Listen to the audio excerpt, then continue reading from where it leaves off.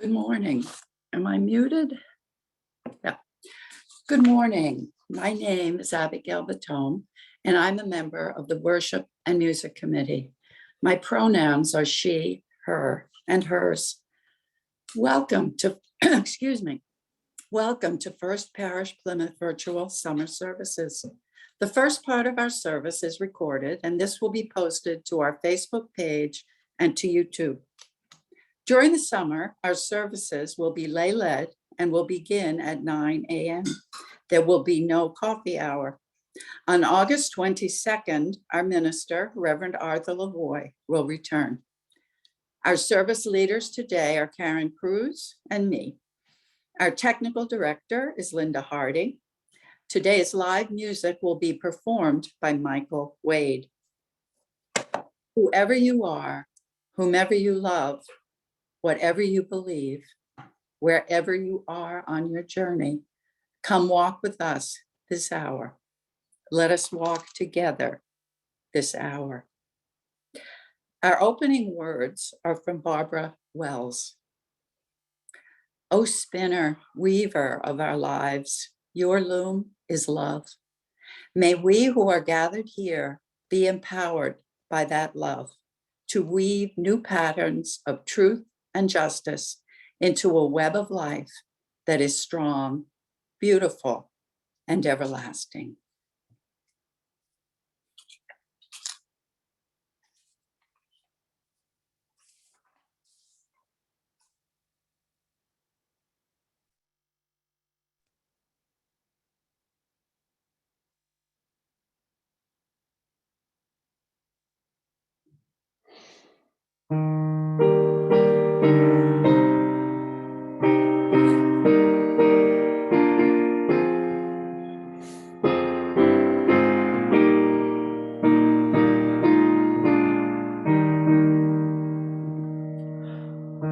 This is my song, O God of all the nations, a song of peace for lands afar and mine.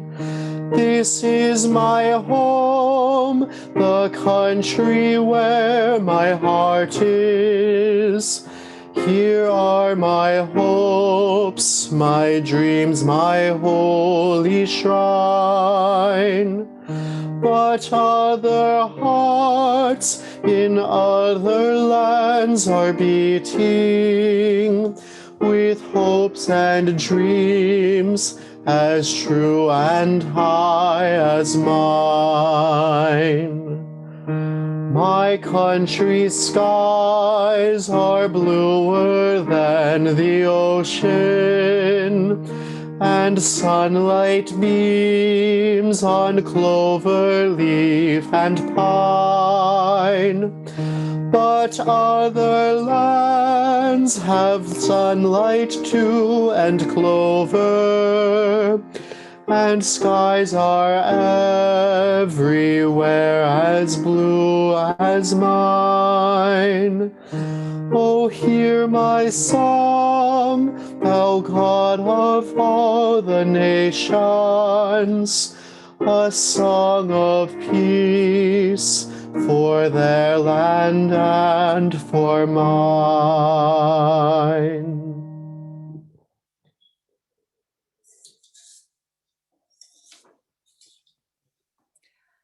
Now we will do the chalice lighting, and I have a chalice here. So please say with me, love is the spirit of this church, and service is its law. This is our great covenant, to dwell together in peace, to seek the truth in freedom, to speak the truth in love, and to help one another.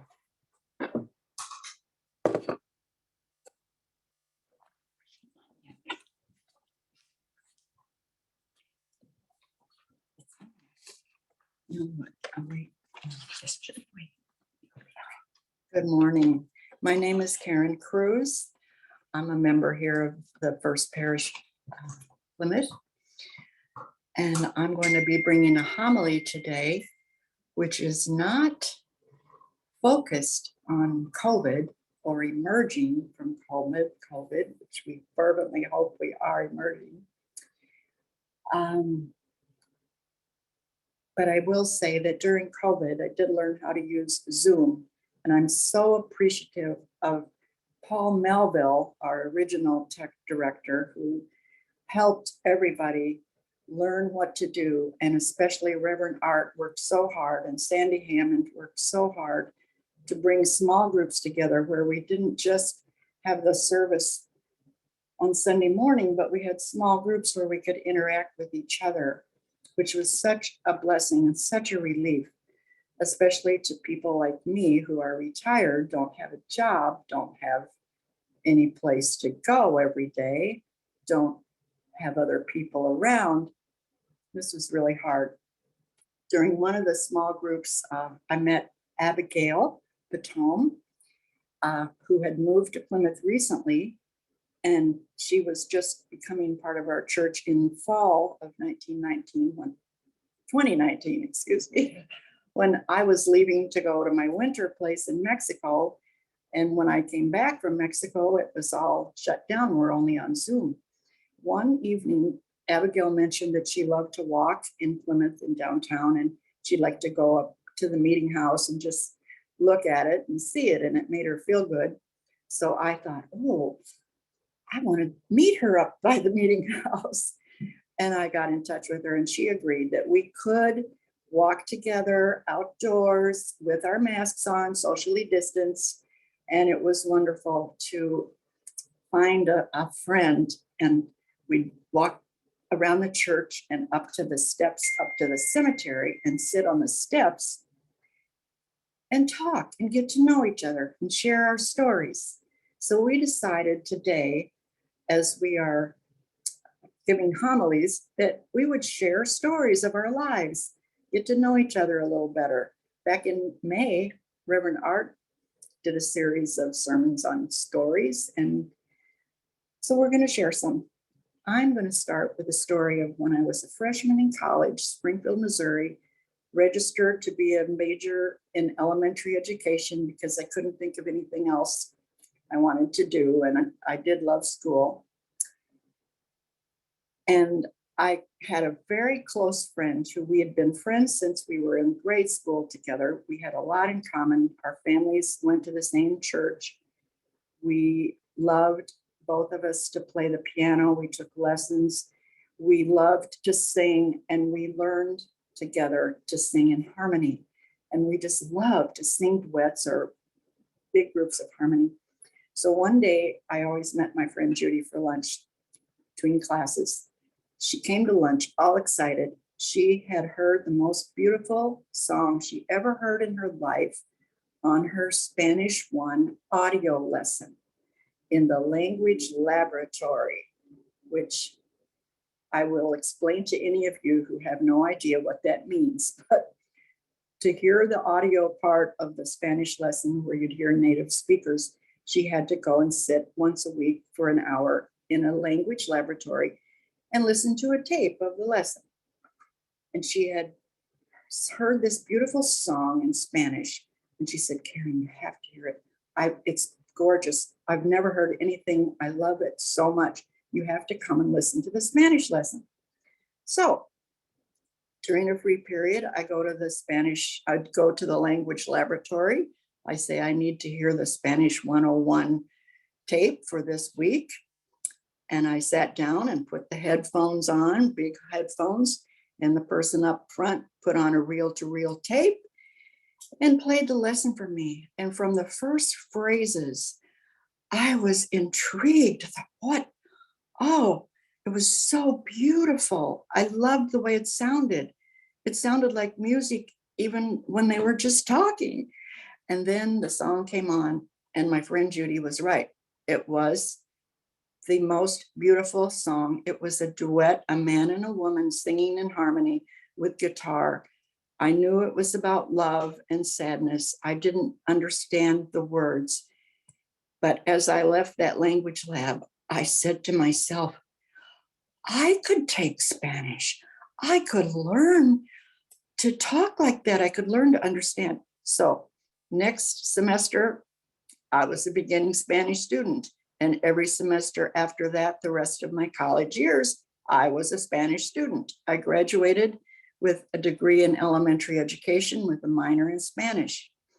Fast forward to the next, when I graduated, I went to teach school in Chicago, got a 5th grade class job. And soon as the summer came around, I went to Mexico to an immersion experience where I lived with a Mexican family, along with some other young women that were studying Spanish. We had classes in Spanish every day. We had 2 hours with a tutor, intensive Spanish every afternoon. We ate Mexican food. We listened to Mexican music, and it was wonderful. And I simply cannot explain how I have felt ever since the first time I went to Mexico as a Spanish student. I just fell in love with it. There's no other way to explain it. Okay. During that summer in Mexico, I met a young man who had already planned to go to the Chicago area to go to school and work in the fall. And I gave him my phone number. And now we'll fast forward through the years of marriage, 2 children. I'm teaching. He's working for the Chicago Northwestern Railroad. And now we have come to the retirement years. Our children are grown and gone. We moved up to a resort area in Wisconsin. We opened a store selling handcrafts that we bought mostly in Mexico or in Guatemala or Peru or Uruguay. And we traveled all the time in the winter shopping for our store. It was a lovely life up there, but it was a lonely one for me. I didn't know anyone else there.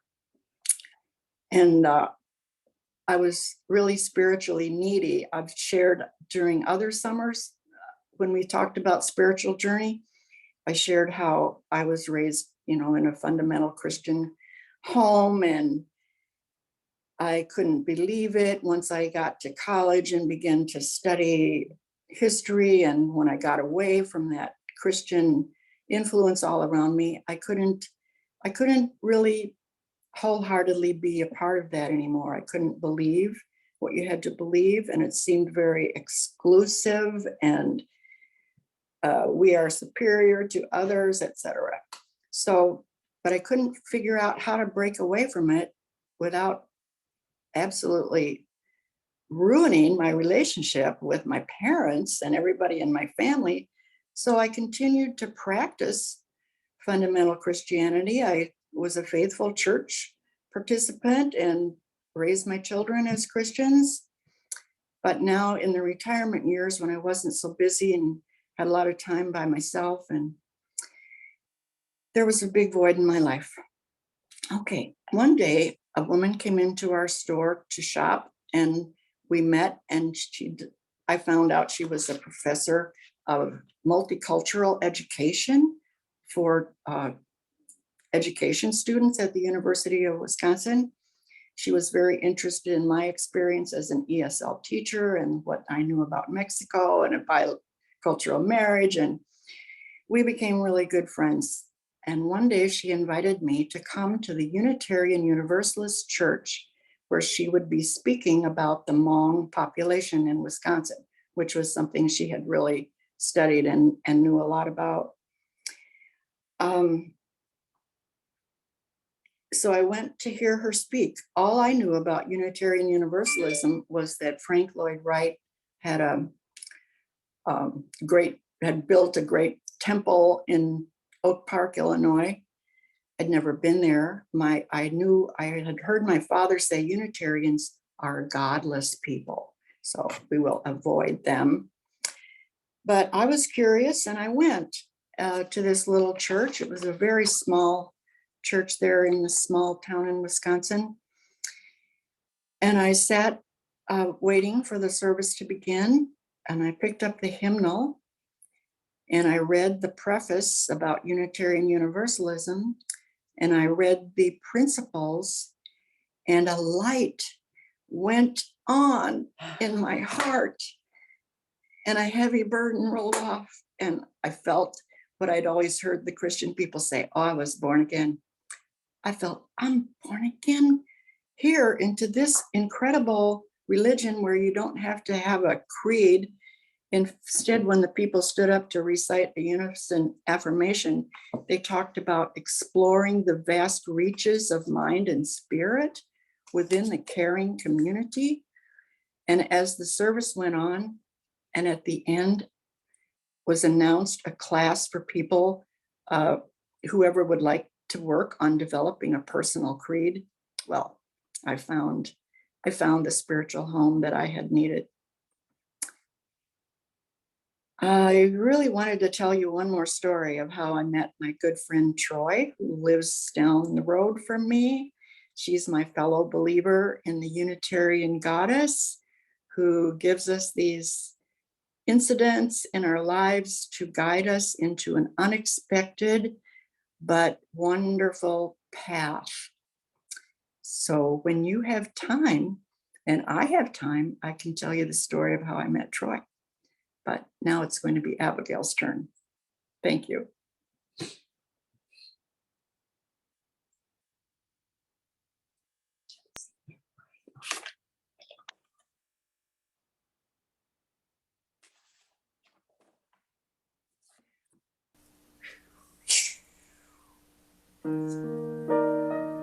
Oh, I forgot. What? For all that is our life, we sing our thanks and praise. For all life is a gift, which we are called to use, to build a common good,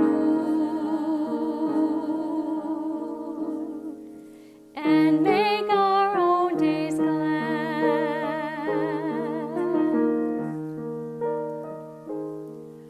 For needs which others serve, for services we give, for work and its rewards, for hours of rest and love, we come with praise and thanks. For all that is our life.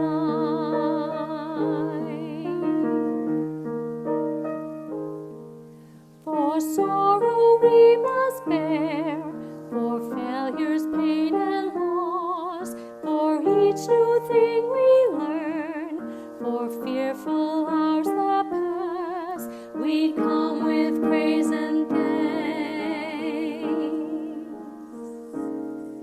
For all that is our life.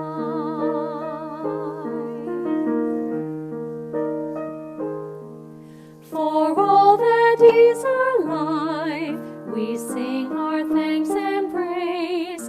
For all life is a gift, which we are called to use, to build a common good,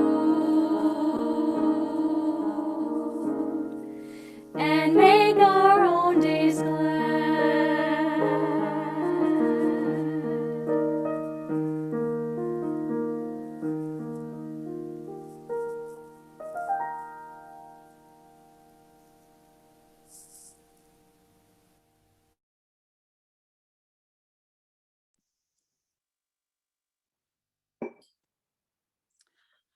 First of all, I want to thank Karen for your kind words. And I will want to say that having Karen to meet up with every week and a group of other folks that we met with and continue to meet with has been such a blessing.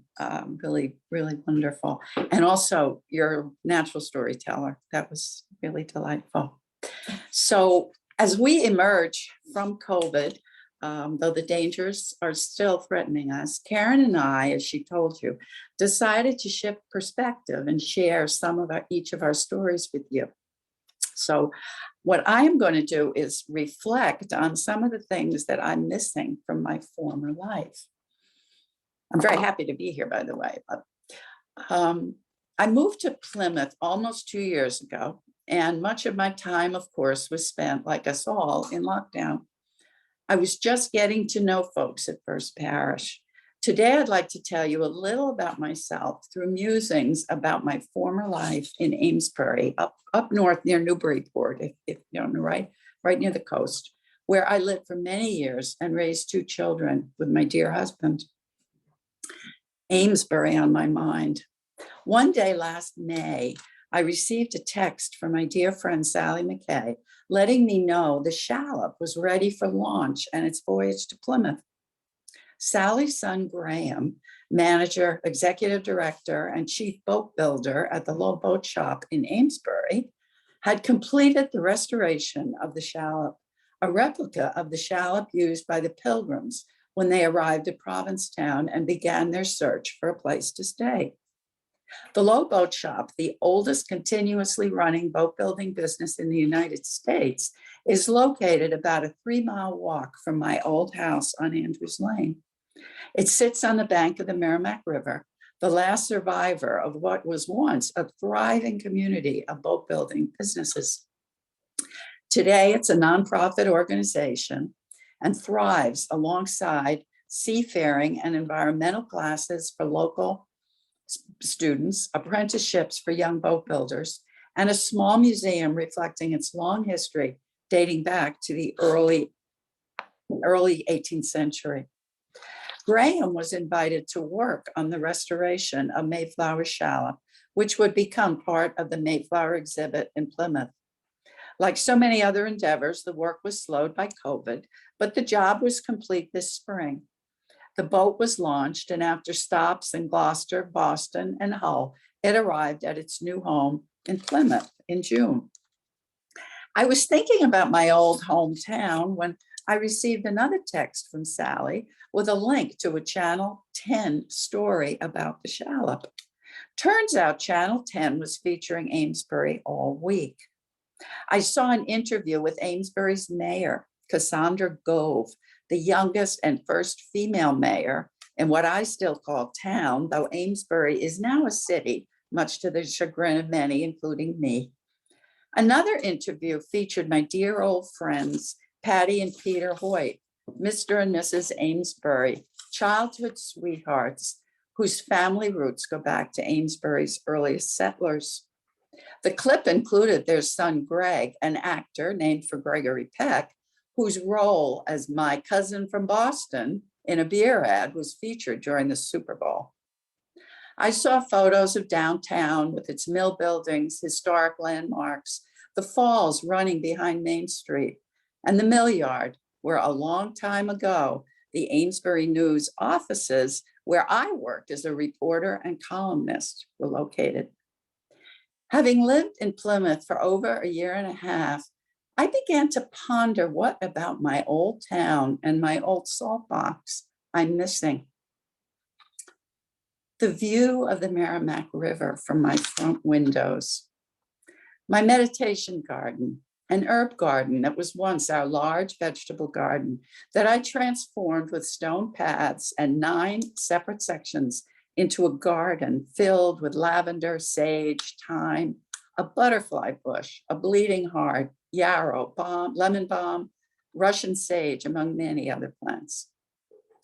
My dear neighbors on the lane, there was a time when 3 of the houses on the lane were inhabited by members of the First Religious Society, the UU Church in Newburyport, where we were all members. Friends over many years with whom I shared the good, the difficult, tragedies, personal and global, and countless bottles of wine.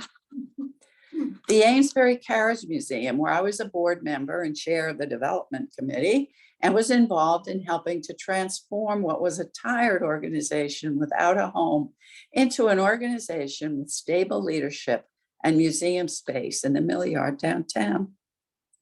Plum Island and its Parker River National Wildlife Refuge, where I walked the beach in all kinds of weather with friends, family, and alone. The drive along the coast of New Hampshire through Hampton Beach, Rye to Portsmouth, where we dined at bistros and restaurants on decks overlooking the water. My eagles, a heroic pair who have maintained a nest for 15 years at the edge of my property in a huge tree, my old property, in a huge tree on the banks of the Powwow River. Every year, wildlife management people checked on the eagles. A man would rappel up the tree, take an eaglet and place it in a sack and send it down on a line. Down below, the eaglet was examined and a band placed on its leg for tracking. There was always a group of neighbors stepping carefully around the poison ivy which proliferated in my woods to observe the activity. One year, I held a baby eagle in my lap, careful to avoid its enormous, scary claws. I confess to mixed emotions about humans messing with the eagles, but their work is toward support for the ever-growing eagle population. Eagles have rebounded after becoming almost extinct in this part of the world. This year, another pair. The Actors Studio, Newburyport, weekly cold reading classes where we were given a 10-minute script and then did a reading on stage with a partner. Mark Clopton is the executive director there. Mark's direction of a staged reading of my play, Family Secrets, and the standing ovation the performance received at the end. Then again, there are aspects of my old life I do not miss at all. Worrying that I will never be able to sell this old antique. Welcoming spring, but knowing that along with the warm days are myriad garden chores, weeding, pruning, mulching, hauling, sweating. Having to drive at least 1.5 hours to visit my family in Plymouth after carefully reviewing traffic patterns and planning a timeline. Worrying about losing power and being alone in my house. When I moved to Plymouth, I invested in a generator to be rid of that worry. The cracked plaster and chipped paint throughout the house. The sloping floor in the living room. Orange formica on the kitchen counters. Dark and narrow back stairs and steep front stairs. Wondering, what am I ever going to do with all this stuff? All that is behind me. The house is now lived in by a 40-something couple who delight in all the things I once did. They still thank me when we speak for selling them the house. Praise the Lord and glory be is what I think about that.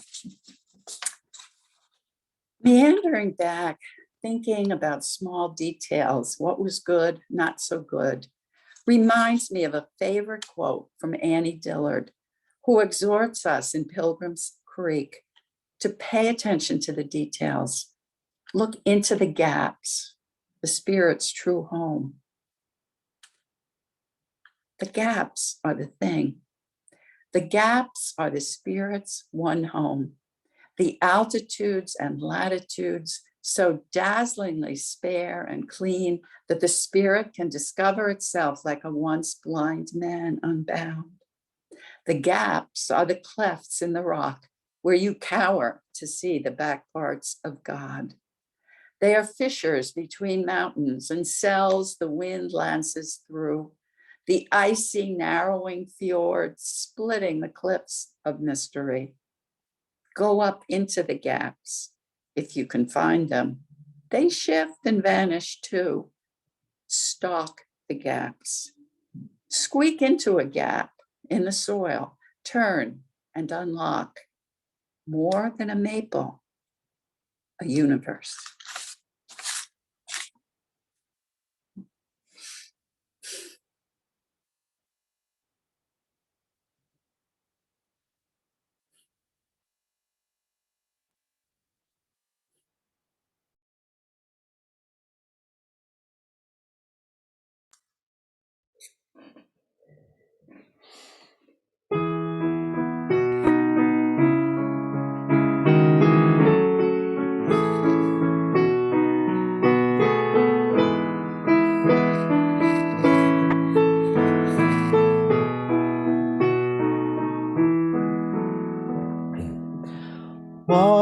one more step.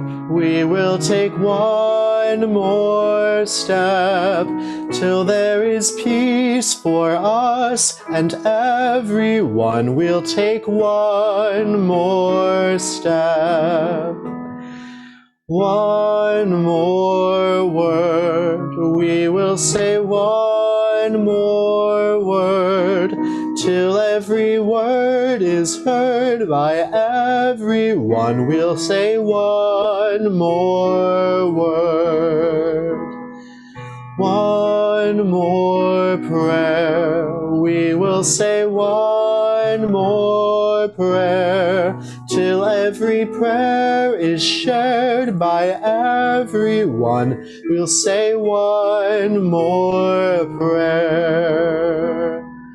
One more song, we will sing one more song, till every song is sung by everyone. We'll sing one more song.